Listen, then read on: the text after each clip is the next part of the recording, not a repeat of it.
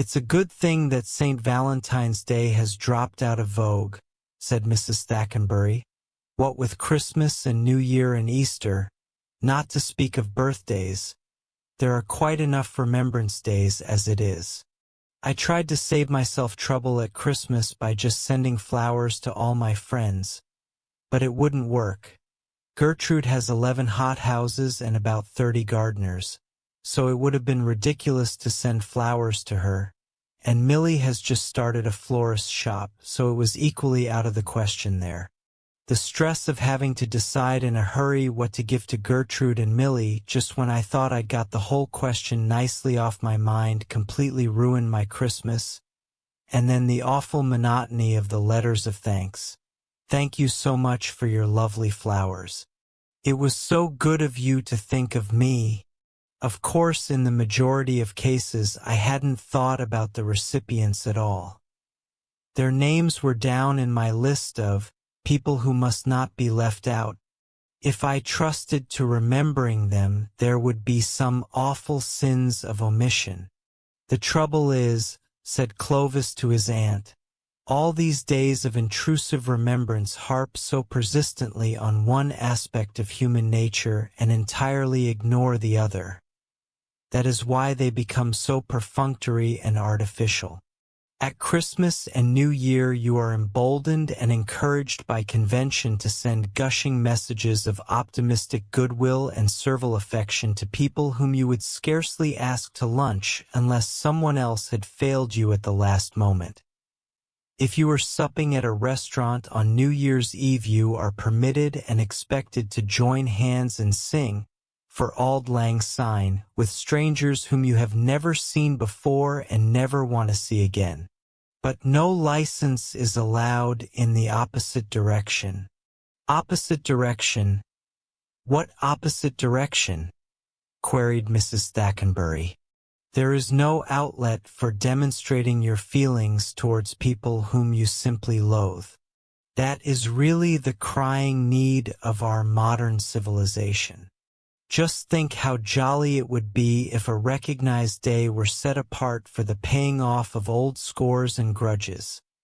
A day when one could lay oneself out to be gracefully vindictive to a carefully treasured list of people who must not be let off.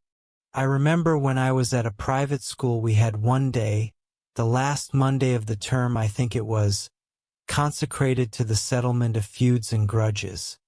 Of course we did not appreciate it as much as it deserved, because, after all, any day of the term could be used for that purpose. Still, if one had chastised a smaller boy for being cheeky weeks before, one was always permitted on that day to recall the episode to his memory by chastising him again. That is what the French call reconstructing the crime. I should call it reconstructing the punishment, said Mrs. Thackenbury. And anyhow, I don't see how you could introduce a system of primitive schoolboy vengeance into civilized adult life. We haven't outgrown our passions, but we are supposed to have learned how to keep them within strictly decorous limits. Of course the thing would have to be done furtively and politely, said Clovis. The charm of it would be that it would never be perfunctory like the other thing. Now, for instance, you say to yourself, I must show the Webleys some attention at Christmas, they were kind to dear Bertie at Bournemouth, and you send them a calendar, and daily for 6 days after Christmas the male Webley asks the female Webley if she has remembered to thank you for the calendar you sent them. Well, transplant that idea to the other and more human side of your nature, and say to yourself, next Thursday is Nemesis Day. What on earth can I do to those odious people next door who made such an absurd fuss when Ping Yong bit their youngest child? Then you'd get up awfully early on the allotted day and climb over into their garden and dig for truffles on their tennis court with a good gardening fork, choosing, of course, that part of the court that was screened from observation by the laurel bushes. You wouldn't find any truffles, but you would find a great peace, such as no amount of present giving could ever bestow. I shouldn't, said Mrs. Thackenbury, though her air of protest sounded a bit forced. "I should feel rather a worm for doing such a thing." "You exaggerate the power of upheaval which a worm would be able to bring into play in the limited time available," said Clovis. "If you put in a strenuous 10 minutes with a really useful fork, the result ought to suggest the operations of an unusually masterful mole or a badger in a hurry." "They might guess I had done it," said Mrs. Thackenbury. "Of course they would," said Clovis. "That would be half the satisfaction of the thing. Just as you like people at Christmas to know what presents or cards you've sent them. The thing would be much easier to manage, of course, when you were on outwardly friendly terms with the object of your dislike. That greedy little Agnes Blake, for instance, who thinks of nothing but her food. It would be quite simple to ask her to a picnic in some wild woodland spot and lose her just before lunch was served. When you found her again, every morsel of food could have been eaten up. It would require no ordinary human strategy to lose Agnes Blake when luncheon was imminent. In fact, I don't believe it could be done. Then have all the other guests, people whom you dislike, and lose the luncheon. Could have been sent by accident in the wrong direction. It would be a ghastly picnic," said Mrs. Thackenbury. "For them, but not for you," said Clovis.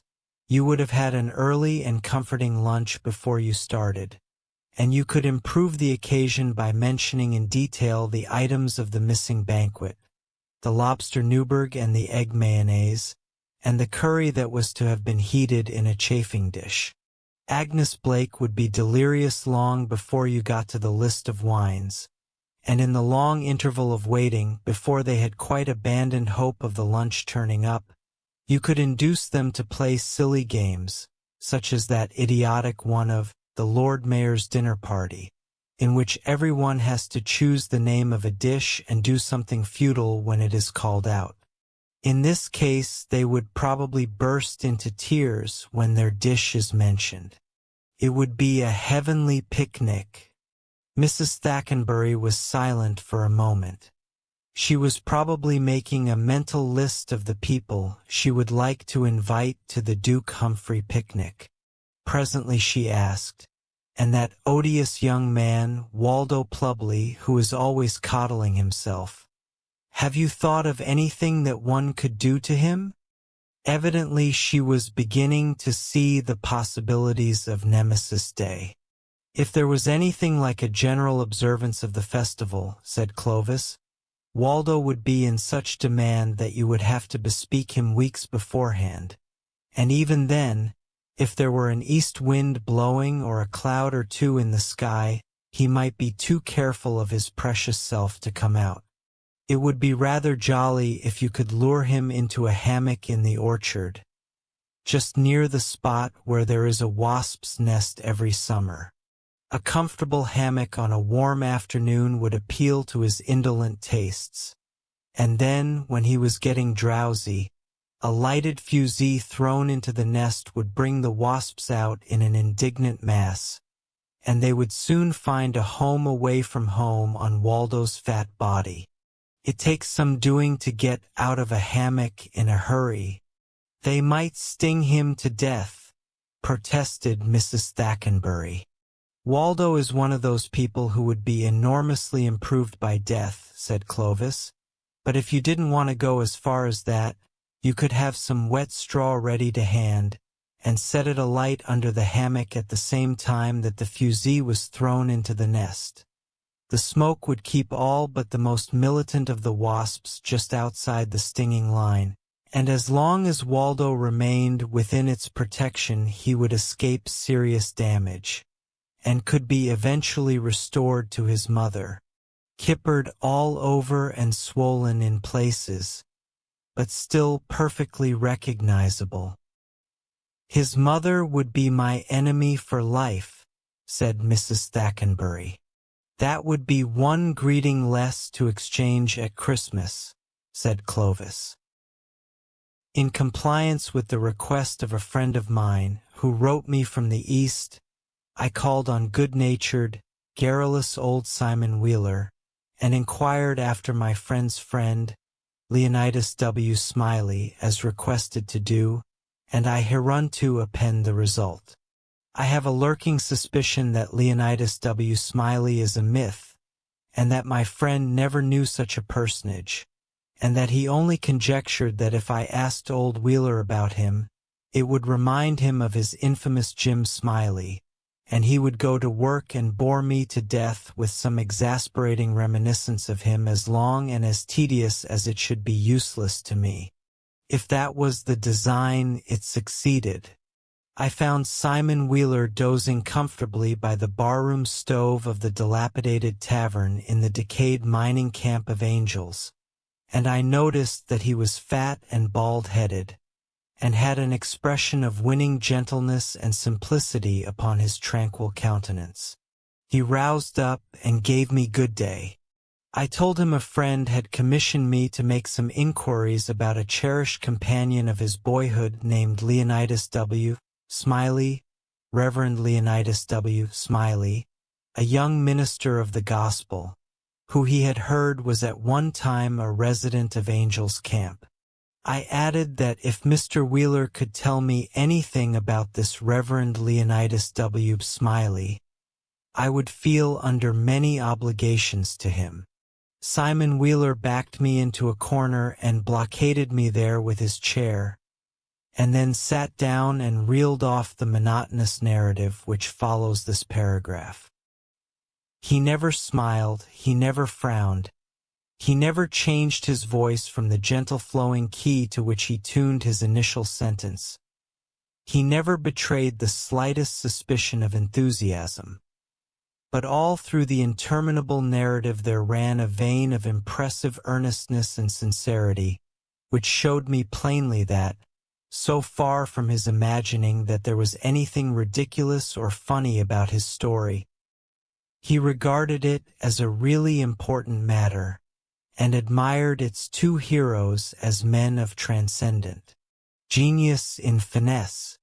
I let him go on in his own way, and never interrupted him once. There was a feller here once by the name of Jim Smiley in the winter of '49, or maybe it was the spring of '50. I don't recollect exactly, somehow, though what makes me think it was one or the other is because I remember the big flume warn't finished when he first came to the camp. But anyway, he was the curiousest man about, always betting on anything that turned up you ever see, if he could get anybody to bet on the other side. And if he couldn't, he'd change sides. Any way that suited the other man would suit him anyway, just so's he got a bet, he was satisfied. But still he was lucky, uncommon lucky. He most always come out winner. He was always ready and laying for a chance. There couldn't be no solitary thing mentioned but that feller'd offer to bet on it, and take any side you please, as I was just telling you. If there was a horse race, you'd find him flush or you'd find him busted at the end of it. If there was a dog fight, he'd bet on it. If there was a cat fight, he'd bet on it. If there was a chicken fight, he'd bet on it.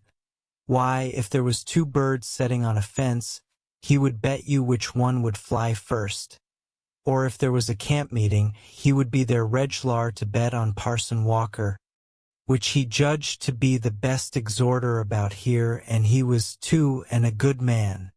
If he even see a straddlebug start to go anywheres, he would bet you how long it would take him to get to wherever he was going to, and if you took him up, he would foller that straddlebug to Mexico, but what he would find out where he was bound for and how long he was on the road.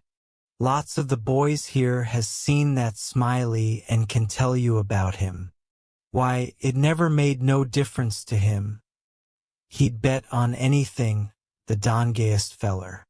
Parson Walker's wife laid very sick once, for a good while, and it seemed as if they weren't going to save her.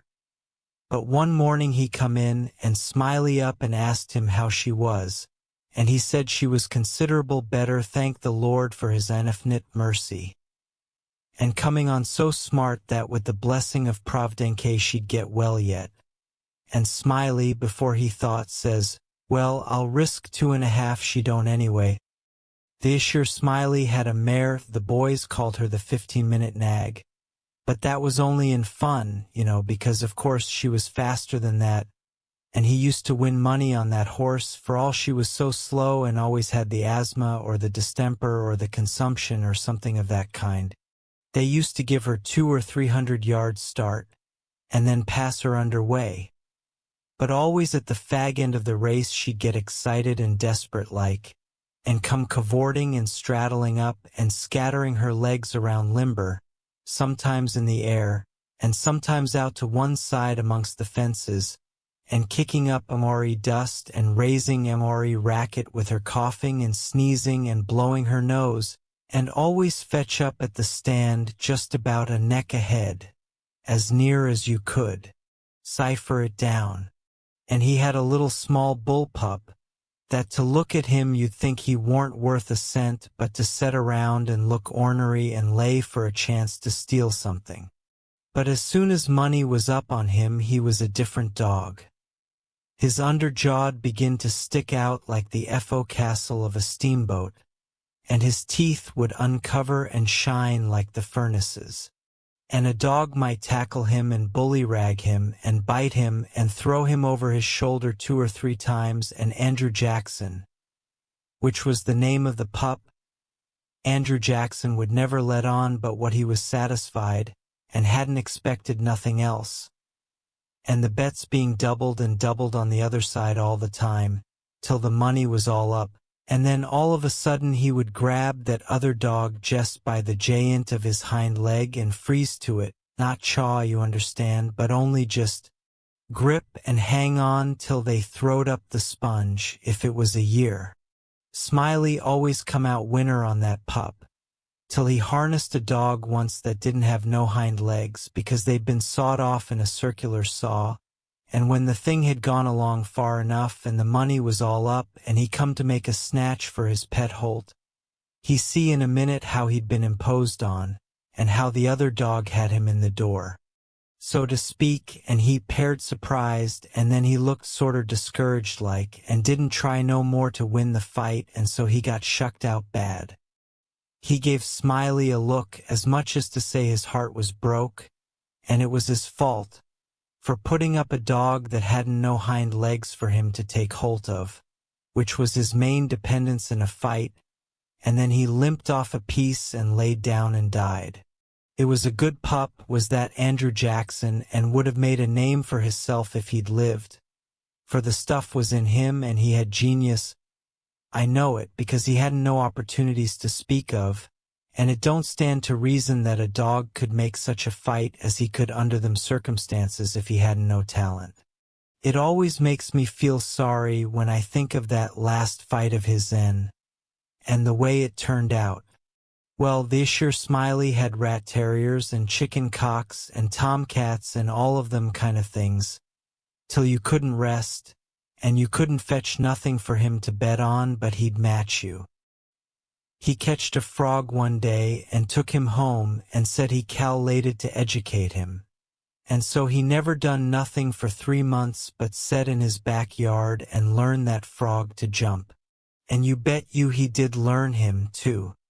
He'd give him a little punch behind, and the next minute you'd see that frog whirling in the air like a donut. See him turn one somerset, or maybe a couple if he got a good start, and come down flat-footed and all right like a cat. He got him up so in the matter of catching flies, and kept him in practice so constant, that he'd nail a fly every time as fur as he could see him.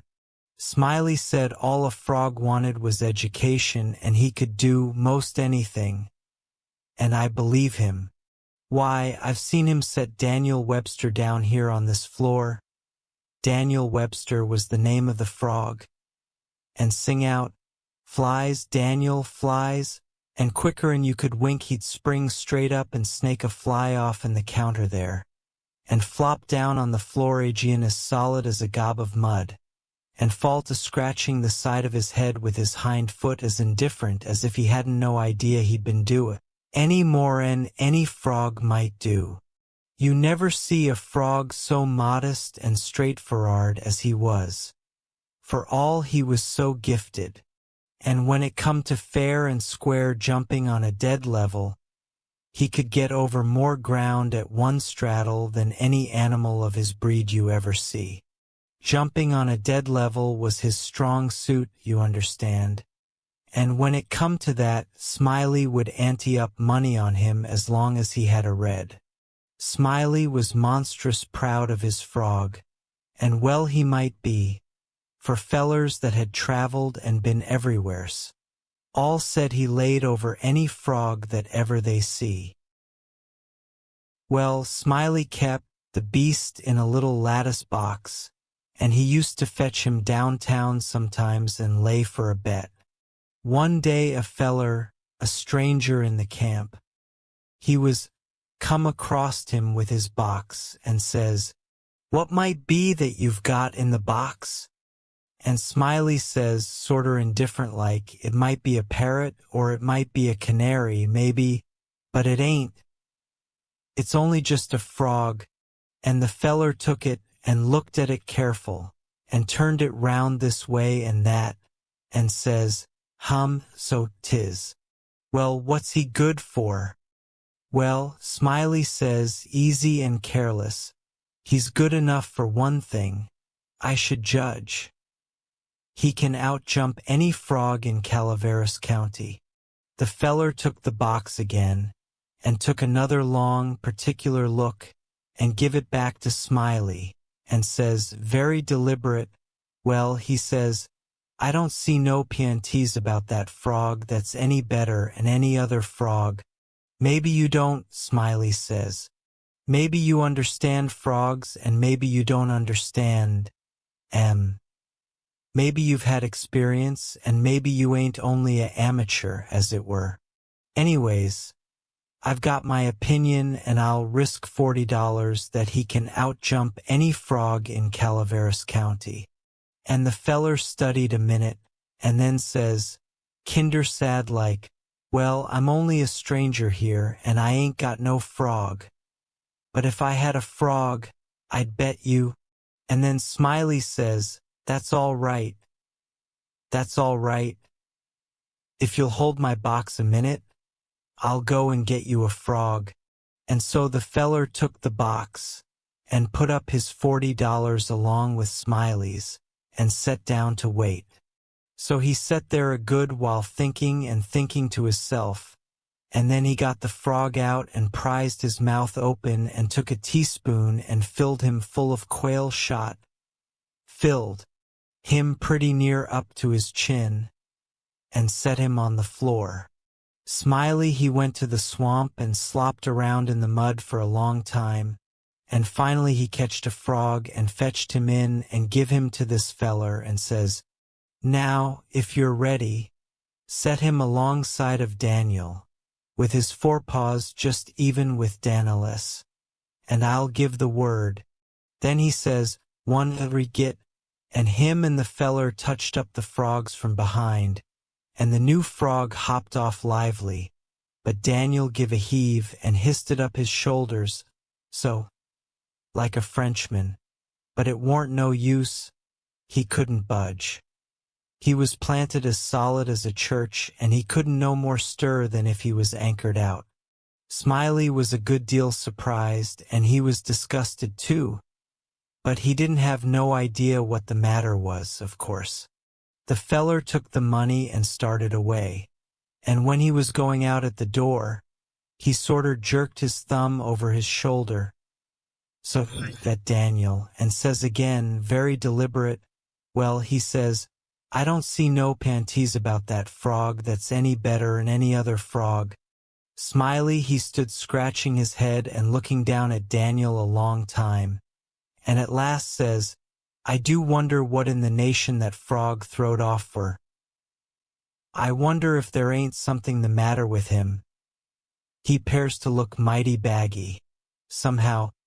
And he catched Daniel up by the nape of the neck and hefted him and says, Why blame my cats if you don't weigh 5 pounds?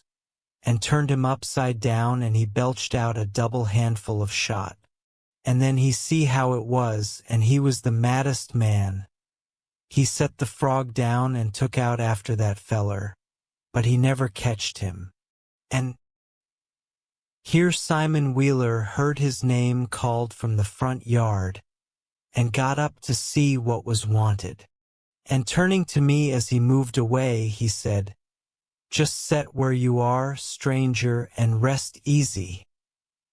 I ain't going to be gone a second, but, by your leave," I did not think that a continuation of the history of the enterprising vagabond Jim Smiley would be likely to afford me much information concerning the Reverend Leonidas W. Smiley, and so I started away. At the door I met the sociable Wheeler returning, and he buttonholed me and recommenced.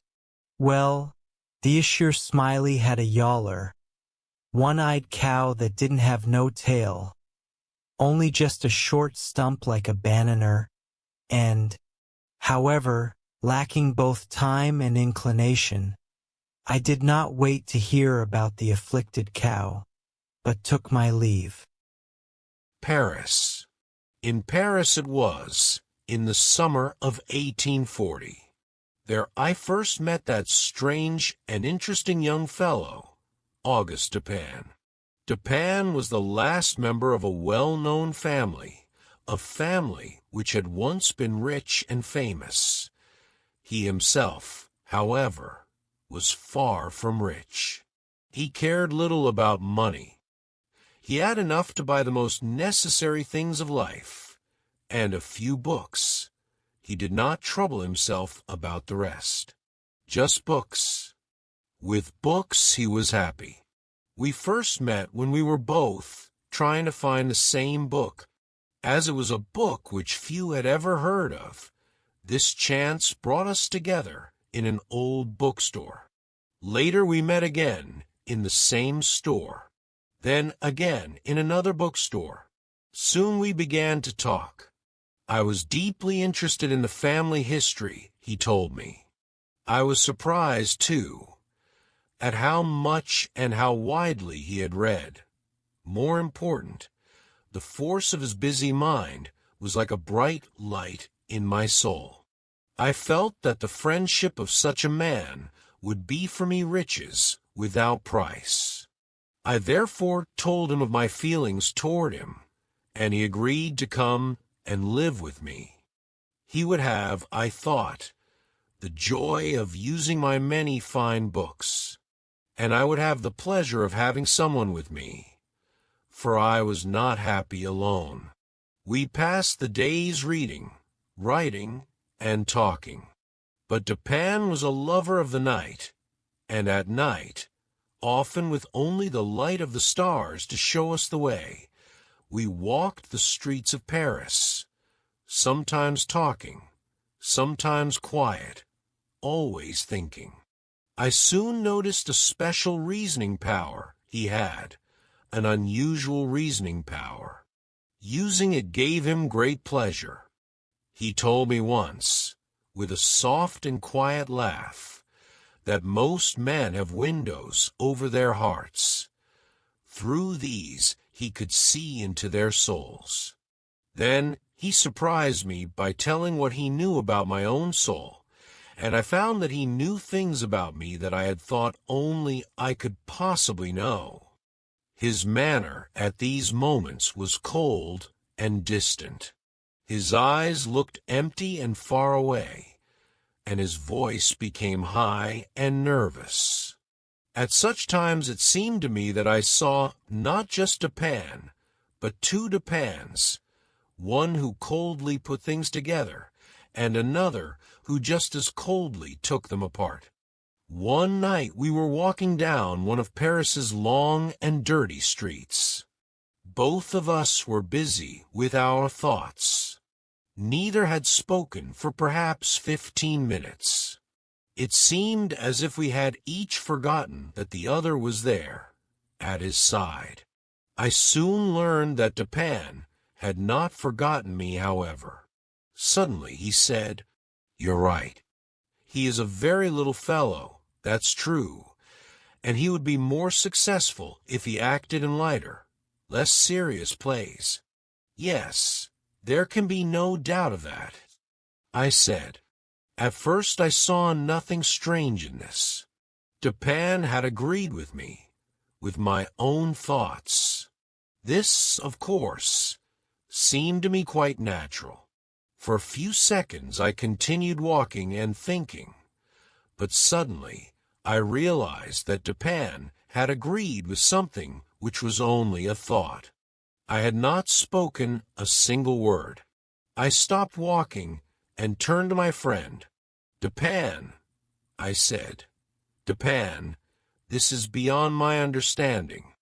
How could you know that I was thinking of—" Here I stopped, in order to test him, to learn if he really did know my unspoken thoughts. "How did I know you were thinking of Chantilly? Why do you stop? You were thinking that Chantilly is too small for the plays in which he acts." "That is indeed what I was thinking.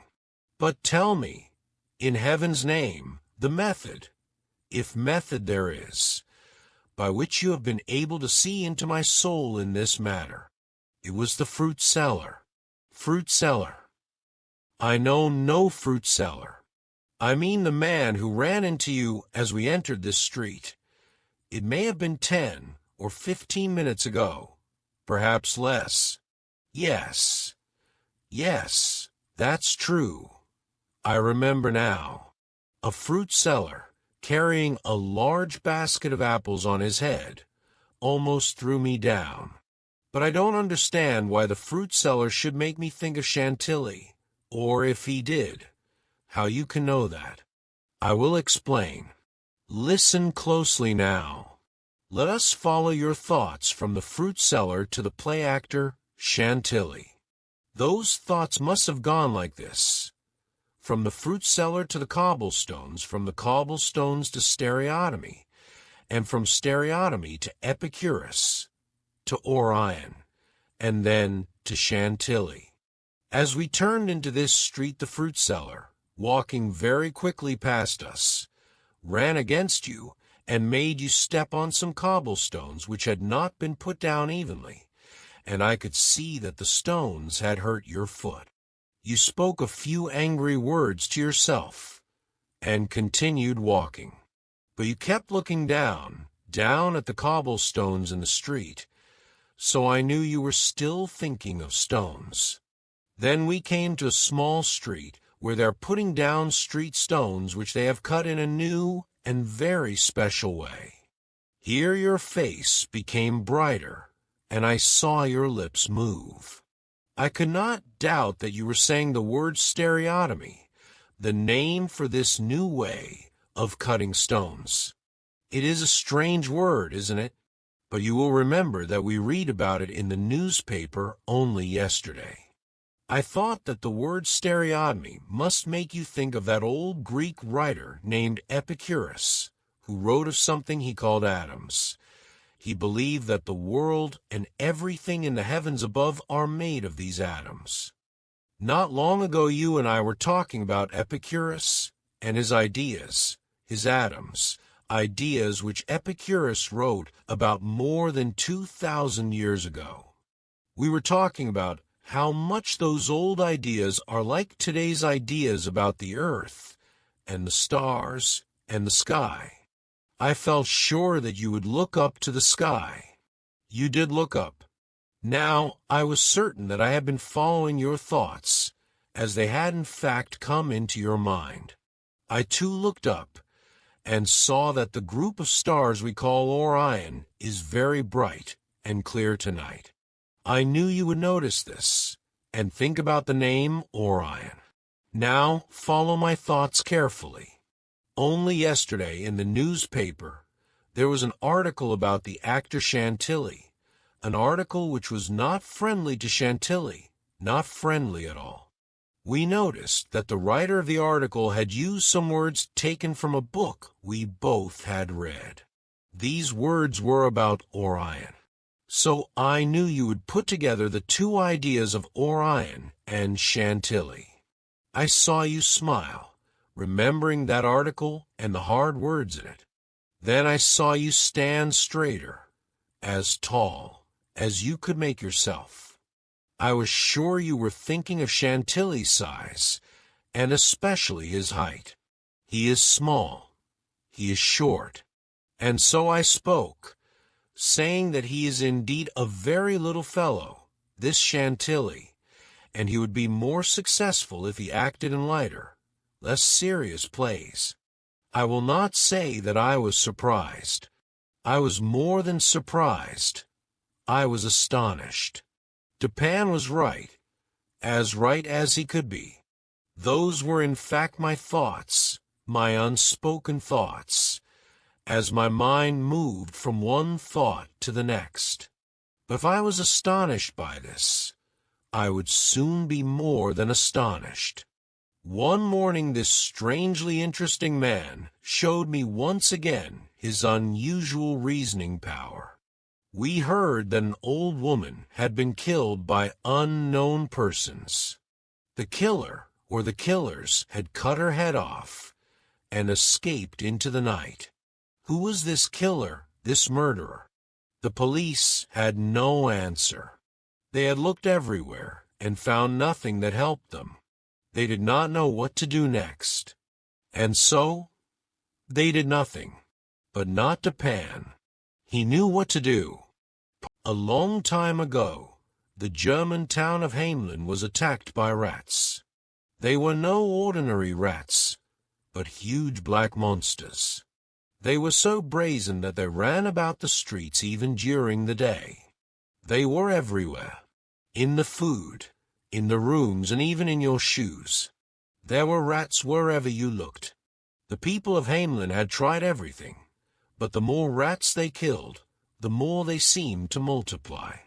They were at their wits' end when, one day, a strange man walked into town. His moustache resembled a rat's tail. His yellow eyes only just peeped out from under his big hat, and his nose was crooked. He played his flute and walked straight to the town hall. In the town hall, the council had just met. The stranger announced that he could rid the city of the rat plague, but they would have to pay him well. The citizens did not trust him and cried out that the man must be a magician. However, the clever mayor had a good plan. He reassured the people, if the flute player speaks the truth, then he has sent the rats to us in order to make a lot of money. I will not allow it. Just watch me. The people trusted the mayor and let him go his way. The stranger came to the mayor and said, "For just 1 silver coin per head, I'll chase all the rats out of the city before morning." The councillors began to wail. 1 coin a head would amount to a huge sum. But the mayor shrugged his shoulders and said, "For every head, you get 1 silver coin." That evening, the flute player would begin. The inhabitants were not allowed to walk on the streets while he was working, but they could watch him from their houses. The flute player stood in the market square, and in the first rays of the moon he began to play his flute. It began as a soft and lovely sound, but it became louder and more insistent. Soon it could be heard in the whole town. Immediately the rats came shooting from everywhere and ran in long lines towards the flute player. He turned and walked, still playing his flute, towards the river. Here he made the rats jump into the river one by one. Last of all, the king of the rats arrived at the river. This old rat had turned white with age. "Were that all of them, my friend?" the flute player asked. "Yes," replied the rat, "all 990,999. Then the white rat also jumped into the river, and the flute player returned to Hamelin satisfied. That night, for the first time in ages, the people of Hamelin slept well. The next morning the flute player reported to the councillors, "I have chased away all 999,000, 999 rats. I have come to collect my money. Well, let's go and count those heads then, replied the mayor. The rat-catcher had not counted on that. The heads, he shouted angrily. Go and find them in the river. The mayor reacted calmly. If you don't honor the agreement, we don't have to pay either. But you have done us a service, so we will gladly give you 50 silver coins. Keep the reward, cried the rat-catcher. You children will pay me. And with these words he ran out of town. Nobody in Hamelin took the rat-catcher's threat seriously. So the next day they went to church, carefree. But when they got home, they got the shock of their lives. All the children had disappeared without a trace. Then 3 little boys came running into town and told a terrible story. While all the adults were in church, the children had heard beautiful music. They had gone outside and saw the rat-catcher standing there. While the stranger kept on playing, he ran out of town and all the children followed him to the big mountain. The mountain wall had magically opened and all the boys and girls had run inside. Only the 3 boys accidentally stayed outside. Everyone in Hamelin was miserable. No matter how hard they searched, the children were nowhere to be found. The mayor in particular felt terribly guilty. His sons and daughters had also disappeared. Nobody knew where the children had gone. It was only 150 years later that something became known about the missing children. Some merchants from Bremen came to Hamelin and told about a region in Romania where the inhabitants spoke only German, while the rest of the population spoke Romanian. And since then, the people of Hamelin believe that the inhabitants of Transylvania are the descendants of the missing children from Hamelin, and no one contradicts them.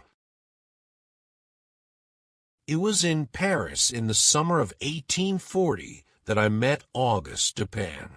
He was an unusually interesting young man with a busy, forceful mind. This mind could, it seemed, look right through a man's body into his soul and uncover his deepest thoughts. Sometimes he seemed to be not one, but 2 people, one who coldly put things together, and another who just as coldly took them apart. One morning, in the heat of the summer, Dupin showed me once again his special reasoning power. We read in the newspaper about a terrible killing. An old woman and her daughter, living alone in an old house in the Rue Morgue, had been killed in the middle of the night. Paris, July 7th, 1840. In the early morning today, the people in the western part of the city were awakened from their sleep by cries of terror, which came, it seemed, from a house in the street called the Rue Morgue. The only persons living in the house were an old woman, Mrs. L'Espanaye, and her daughter. Several neighbors and a policeman ran toward the house, but by the time they reached it, the cries had stopped. When no one answered their calls, they forced the door open. As they rushed and they heard voices, 2 voices. They seemed to come from above. The group hurried from room to room, but they found nothing until they reached the 4th floor. There they found a door that was firmly closed, locked, with the key inside. Quickly they forced the door open, and they saw spread before them a bloody, sickening scene, a scene of horror. The room was in the wildest possible order. Broken chairs and tables were lying all around the room. There was only one bed, and from it everything had been taken and thrown into the middle of the floor. There was blood everywhere, on the floor, on the bed, on the walls. A sharp knife, covered with blood, was lying on the floor. In front of the fireplace there was some long gray hair, also bloody. It seemed to have been pulled from a human head. On the floor were 4 pieces of gold, an earring, several objects made of silver, and 2 bags containing a large amount of money in gold. Clothes had been thrown around the room. A box was found under the bed covers. It was open, and held only a few old letters and papers. There was no one there, or so it seemed. Above the fireplace they found the dead body of the daughter. It had been put up into the opening where the smoke escapes to the sky. The body was still warm. There was blood on the face, and on the neck there were dark, deep marks which seemed to have been made by strong fingers. These marks surely show how the daughter was killed. After hunting in every part of the house without finding anything more, the group went outside. Behind the building they found the body of the old woman. Her neck was almost cut through, and when they tried to lift her up, her head fell off. The next day the newspaper offered to its readers these few facts. The murders in the Rue Morgue, Paris, July 8th, 1840. The police have questioned many who heard the terrible killings in the old house on the Rue Morgue, but nothing has been learned to answer the question of who the killers were. Pauline Dubourg, a washwoman, says she has known both of the dead women for more than 3 years and has washed their clothes during that period.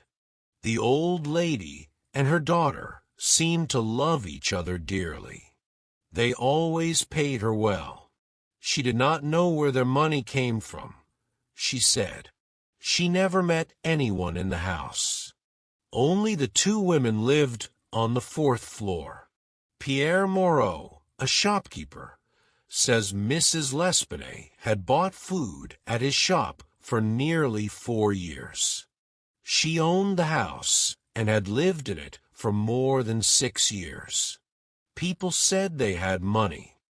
He never saw anyone enter the door except the old lady and her daughter, and a doctor 8 or 10 times perhaps. Many other persons, neighbors, said the same thing.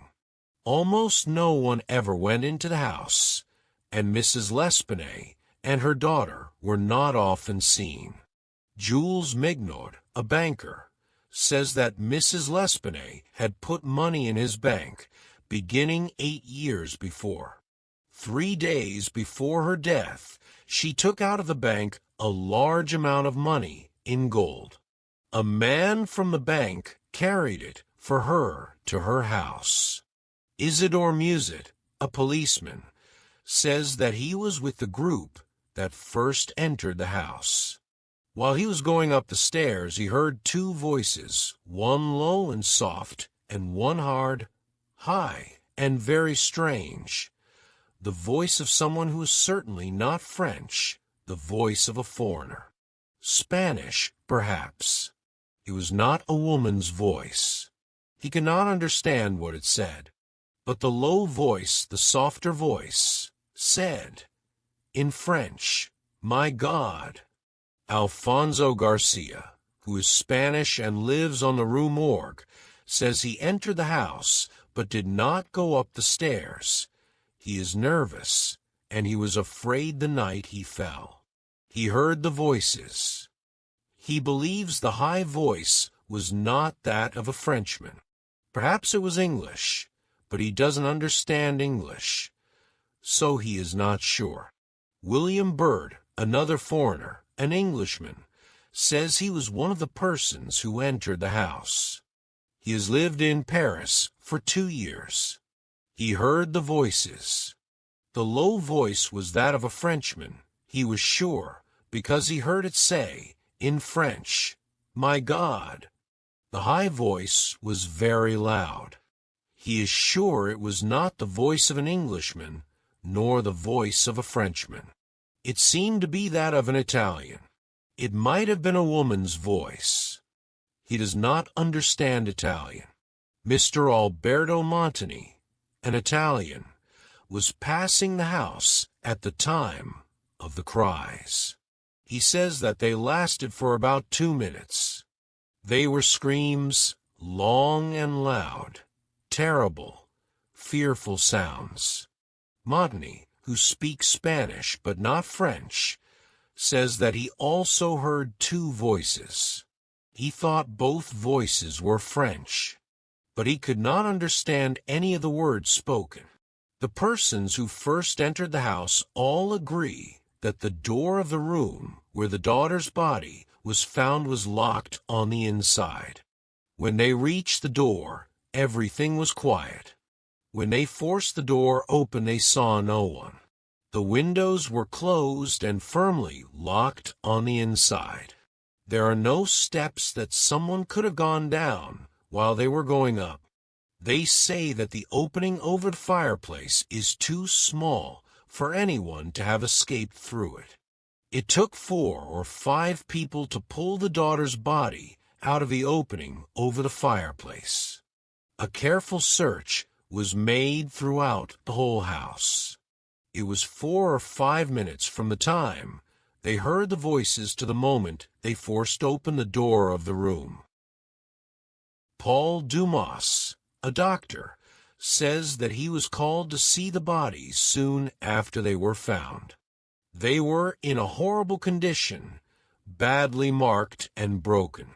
Such results could not have come from a woman's hands, only from those of a very powerful man. The daughter had been killed by strong hands around her neck. The police have learned nothing more than this. A killing as strange as this has never before happened in Paris.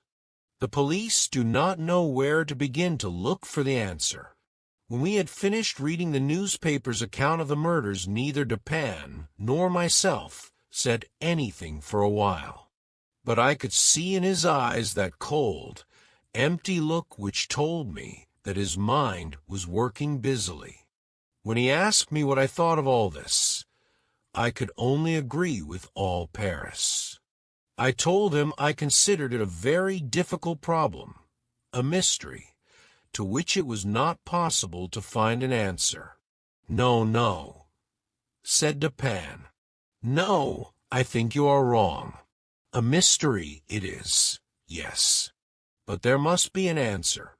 Let us go to the house and see what we can see. There must be an answer. There must." It was in Paris that I met Auguste Dupin. He was an unusually interesting young man with a busy, forceful mind. This mind could, it seemed, look right through a man's body into his deepest soul. One hot summer morning we read in the newspapers about a terrible killing. The dead persons were an old woman and her unmarried daughter, who lived alone on the 4th floor of an old house on the street called the Rue Morgue. Someone had taken the daughter's neck in his powerful fingers and pressed with fearful strength until her life was gone. Her mother's body was found outside, behind the house, with the head nearly cut off. The knife with which she was killed was found, however, in the room, on the floor. Several neighbors ran to the house when they heard the women's cries of fear. As they ran up to the 4th floor, they heard 2 other voices. But when they reached the room and broke down the door, they found no living person in the room. Like the door, the 2 windows were firmly closed, locked on the inside. There was no other way that the killer could have got in or out of the room. The Paris police did not know where to begin to look for the answer. I told Dupin that it seemed to me that it was not possible to learn the answer to the mystery of these killings. "No, no," said Dupin. "No, I think you are wrong. A mystery it is, yes, but there must be an answer. We must not judge what is possible just by what we have read in the newspapers. The Paris police work hard and often get good results, but there is no real method in what they do. When something more than simple hard work is needed, when a little real method is needed, the police fail. Sometimes they stand too near the problem. Often, if a person looks at something very closely, he can see a few things more clearly, but the shape of the whole thing escapes him. There must be an answer. There must. Let us go to the house and see what we can see. I know the head of the police, and he will allow us to do so. And this will be interesting and give us some pleasure. I thought it strange that Dupin should believe we would get pleasure out of this. But I said nothing. It was late in the afternoon when we reached the house on the Rue Morgue. It was easily found, for there were still many persons, in fact, a crowd, standing there looking at it. Before going in, we walked all around it, and Dupin carefully looked at the neighboring houses as well as the one. I could not understand the reason for such great care. We came again to the front of the house and went in. We went up the stairs into the room where the daughter's body had been found. Both bodies were there. The police had left the room as they had found it. I saw nothing beyond what the newspaper had told us. Dupin looked with great care at everything, at the bodies, the walls, the fireplace, the windows. Then we went home. Dupin said nothing. I could see the cold look in his eyes which told me that his mind was working busily, quickly. I asked no question. Dupin said nothing until the next morning, when he came into my room and asked me suddenly if I had not noticed something especially strange about what we saw in the house on the Rue Morgue. I replied, "Nothing more than we both read in the newspaper. Tell me, my friend, how shall we explain the horrible force, the unusual strength used in these murders? And whose were the voices that were heard? No one was found except the dead women, yet there was no way for anyone to escape. And the wild condition of the room, the body which was found head down above the fireplace, the terrible broken appearance of the body of the old lady, with its head cut off, these are all so far from what might be expected that the police are standing still. They don't know where to begin. These things are unusual, indeed, but they are not deep mysteries. We should not ask, what has happened? But what has happened that has never happened before? In fact, the very things that the police think cannot possibly be explained are the things which will lead me to the answer. Indeed, I believe they have already led me to the answer. I was so surprised I cannot say a word. Dupin looked quickly at the door. I am now waiting for a person who will know something about these murders, these wild killings. I do not think he did them himself, but I think he will know the killer. I hope I am right about this. If I am, then I expect to find the whole answer today. I expect the man here, in this room, at any moment. It is true that he may not come, but he probably will. But who is this person? How did you find him? I'll tell you. While we wait for this man we do not know, for I have never met him, while we wait, I will tell you how my thoughts went. Dupin began to talk, but did not seem that he was trying to explain to me what he had thought. It seemed that he was talking to himself. He looked not at me, but at the wall. It has been fully proved that the voices heard by the neighbors were not the voices of the women who were killed. Someone else was in the room. It is therefore certain that the old woman did not first kill her daughter and then kill herself. she would not have been strong enough to put her daughter's body where it was found, and the manner of the old lady's death shows that she could not have caused it herself. A person can kill himself with a knife, yes, but he surely cannot cut his own head almost off, then drop the knife on the floor and jump out the window. It was murder, then, done by some other person or persons, and the voices heard were the voices of these persons. Let us now think carefully about the things people said about those voices. Did you notice anything especially strange in what was told about them? Well, yes. Everybody agreed that the low voice was the voice of a Frenchman, but they could not agree about the high voice. Ah, that was what they said, yes. But that was not what was so strange about what they said. You say you have noticed nothing that makes their stories very different from what might have been expected. Yet there was something. All these persons, as you say, agreed about the low voice, but not about the high voice. The strange thing here is that when an Italian, an Englishman, a Spaniard, and a Frenchman tried to tell what the voice was like, each one said it sounded like the voice of a foreigner. How strangely unusual that voice really must have been. Here are 4 men from 4 big countries, and not one of them could understand what the voice said. Each one gave it a different name. Now I know that there are other countries in the world. You will say that perhaps it was the voice of someone from one of those other lands, Russia, perhaps. But remember, not one of these people heard anything that sounded like a separate word. Here Dupin turned and looked into my eyes. This is what we have learned from the newspaper.